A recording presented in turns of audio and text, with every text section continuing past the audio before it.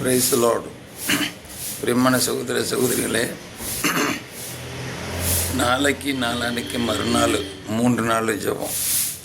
நாளைக்கு நாளான்னைக்கு எங்கள் வீட்டில் கோயம்பு நகரில் காலைல 10லேருந்து சாயங்காலம் 4:30 வரைக்கும் விசேஷமான ஜெபம், உபவாச ஜெபம் இருக்கும். கலந்து கொள்ளுங்கள்.